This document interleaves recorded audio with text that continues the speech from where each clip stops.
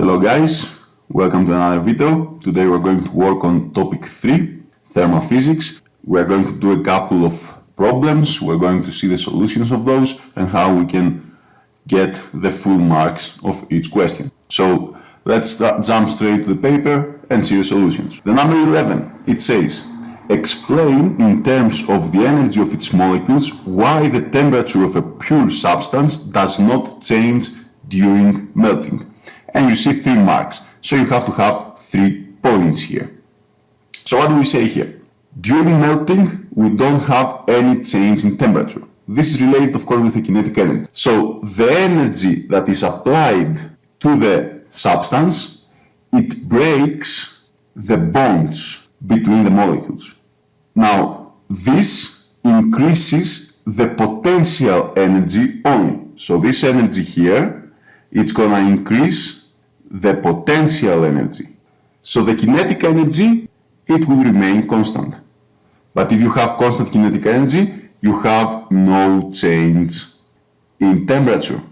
And these are the 3 points that you need in order to achieve here the full marks. Of course, with explanations, written explanation, now I'm using like the symbols and stuff just to save time.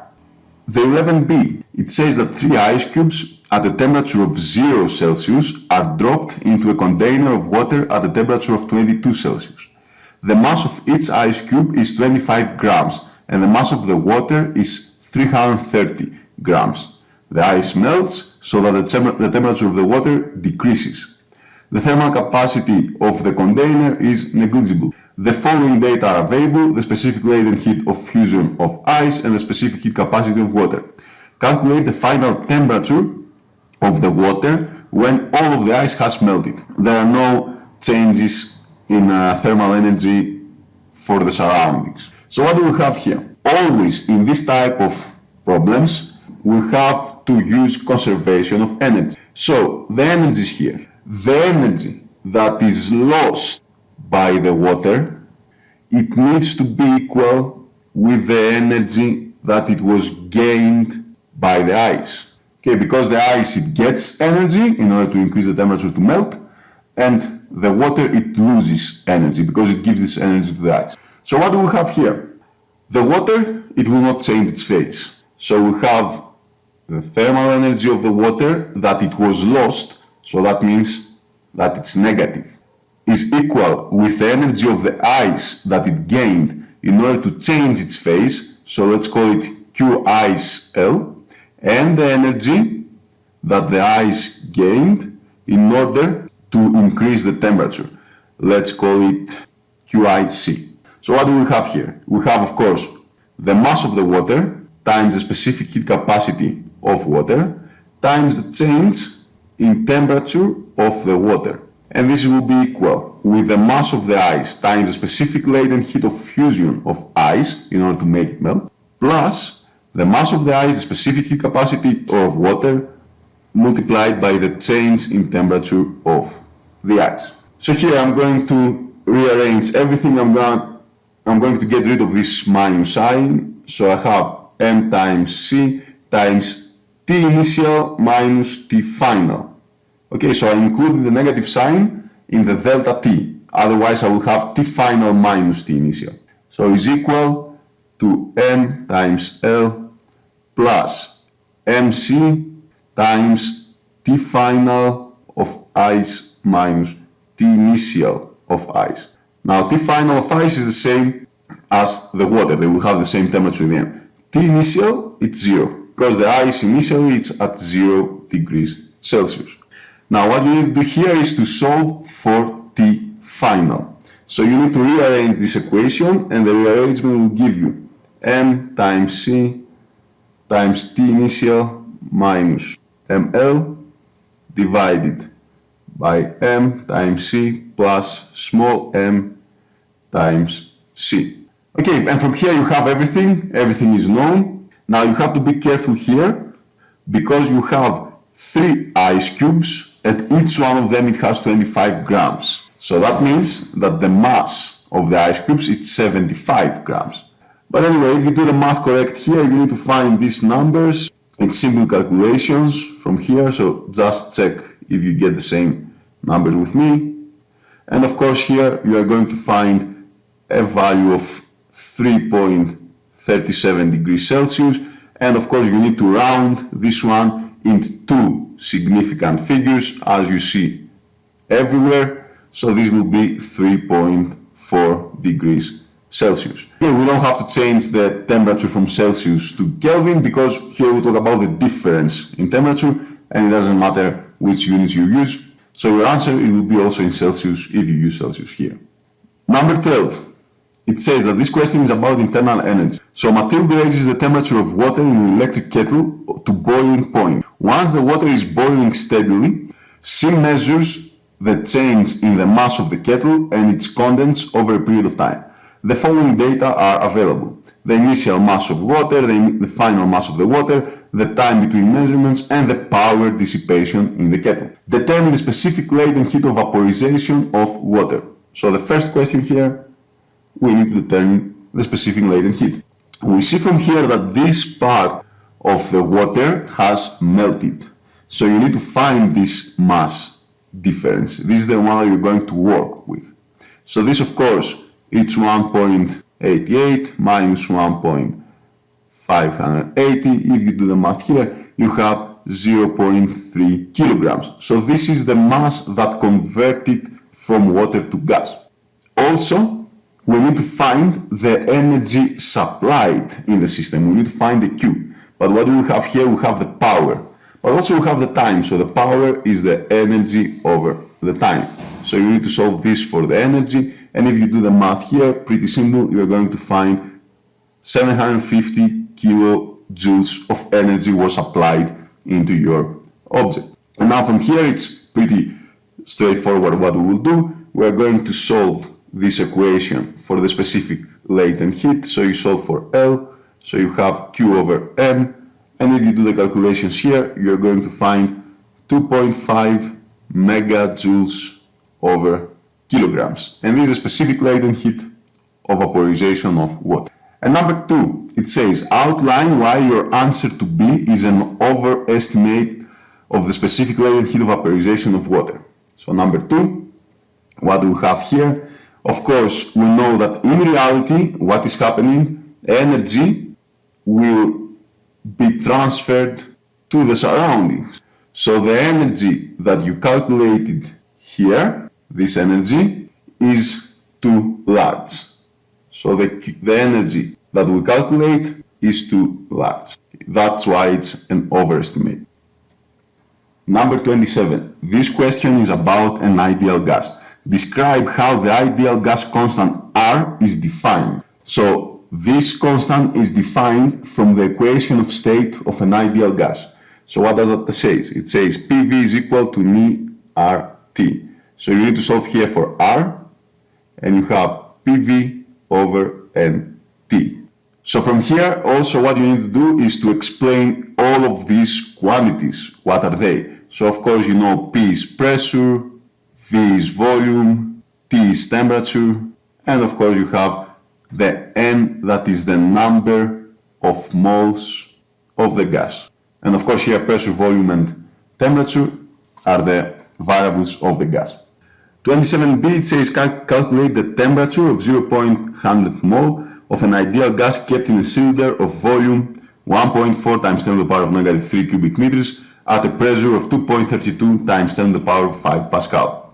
So what do you do here? Something very simple. Of course you will apply the ideal gas formula, and what do you need to do? You need to solve for temperature. So you have PV over NR. You have every single number here. You have the correct units here, so you have nothing to worry about. You just do the math and you find an answer of 390.85 kelvins. But of course you don't stay here, because you see here we have 3 significant figures in every question, in every variable. So this will give you 391 kelvins. This must be your correct answer. 53. It says this question is about internal energy and thermal energy. Distinguish between internal energy and thermal energy. So what do we have here? We have 3 marks. So we have to explain what is internal energy. And of course, internal energy is the total kinetic energy and the total potential energy of the molecules of a body. You have to be specific about that. And we have to comment also what is the thermal energy, and the thermal energy is the energy transferred. Is the energy transferred between two bodies, but also a very important thing here to say, it is when they have different temperatures. Otherwise, the energy transfer, it will never take place. So these are your 3 marks here. You have to explain what is kinetic energy, what is thermal energy, and also when the thermal energy takes place.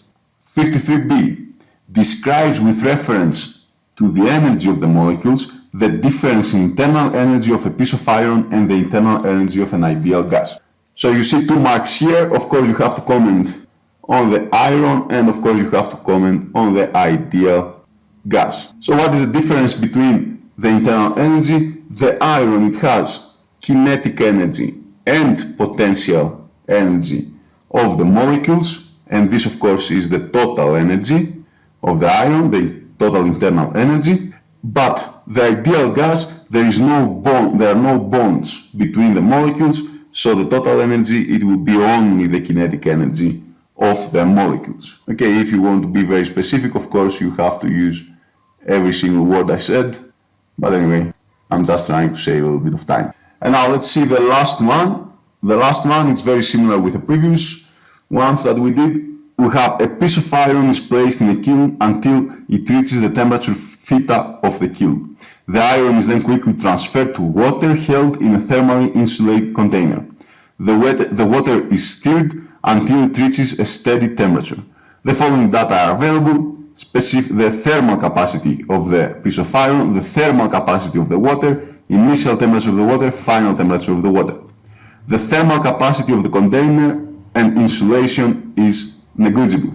Number 1, state an expression in terms of theta and the above data for the energy transferred of the iron in cooling from the temperature of the kiln to the final temperature of the water. So what do we have here? For number 1, we need to state this expression. We already know what it's going to be. So the thermal energy transferred from the iron to the water, it's going to be given with the thermal capacity of the iron. Be careful here. This is not specific heat capacity. It's thermal capacity. So it includes mass here. We don't have to worry about the mass. Times, of course, the change in temperature of the iron. But this energy is lost from the iron. So I need to include the negative sign here. And of course, I'm going to write it a little bit better. So the Q, it will be equal with C of T initial minus T final. Of course, I use T initial minus T final because I included the negative sign. Otherwise, I will have the opposite. So from here, again, I'm going to write it a little bit more pretty because I know the T final. The T final is the final temperature of the water. This is going to be the final temperature of the iron as well. The thermal capacity is 60, and the temperature, the T initial, it says theta here, so I have to use this letter, theta minus 45. And this is my expression that I can use for the energy transferred of the iron to cool the temperature until the final temperature of the water. Number 2, calculate the increase in internal energy of the water as the iron cools in the water. So here we talk about the water, so we're going to work with the water. Of course, the thermal energy transfer of the water, this is what I'm looking for, is equal with the thermal capacity of the water times the change of the temperature of the water. And from here, you have everything. Of course, this energy is gained, so it will be positive. So you just apply here the numbers, 2 times 10 to the power of 3 times 45 minus 16. It is equal with a number of 5.8 times 10 to the power of 4 joules. And the last one, the 3, it says use your answers to 1 and 2 to determine theta. So here you see and you know that the energy lost by the iron, it was gained by the water. So you have to equate these two energies. And from here, what do? You apply the relationships that you know. You have 6 times theta minus 45 is equal with 5.8 times 10 to the power of 4 joules. Of course, here you have an equation, only one unknown. So what do? You solve for theta. You need to do the math here. You will have an answer of 1011 degrees Celsius. Okay, we talk about Celsius here. Again, the same thing. Talk about difference. So answer will be in Celsius. So that was all for today, guys. Be sure that you understand this topic and the applications, and study hard, and good luck.